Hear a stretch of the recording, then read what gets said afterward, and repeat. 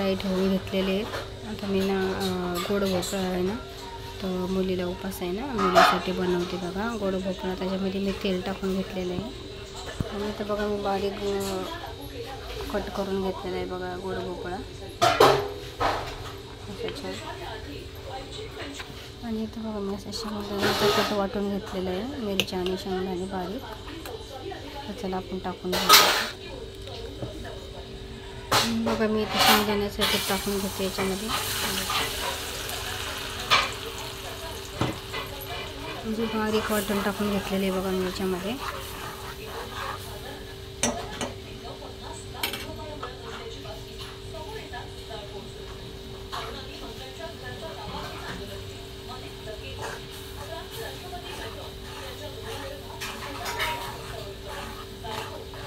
याच्यामध्ये काही नाही, फक्त मिरची आणि शेंगदाणे वाटलेले तर बघा.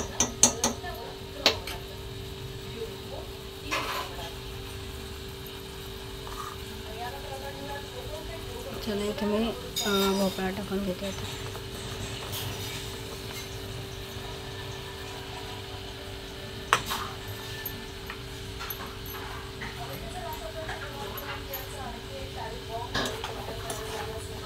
आणि छान असा मिक्स करून घेणार आहे बघा.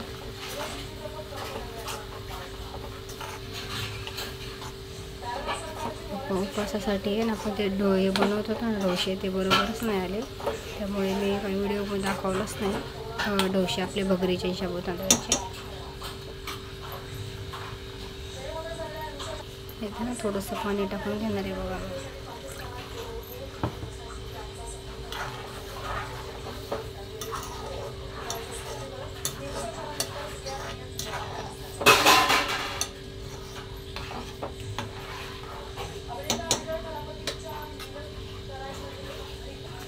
बघा आपला गोड भोपळा पण आता भाजी शिजत आहे बरं का.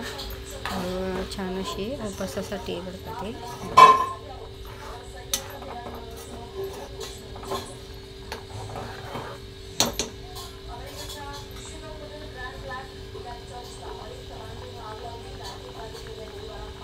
बघा थोडंसं मीठ टाकून घेते.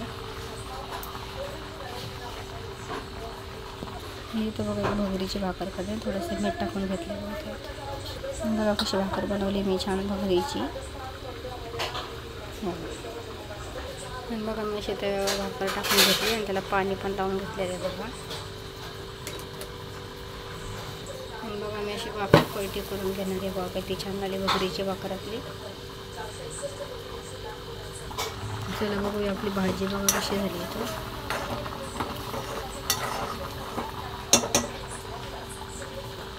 बघा छान झाली बघा.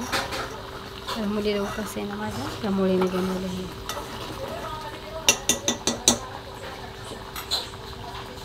बघा कशी झाली भगरीची भाजी आणि भाजी नक्की कमेंटमध्ये सांगा.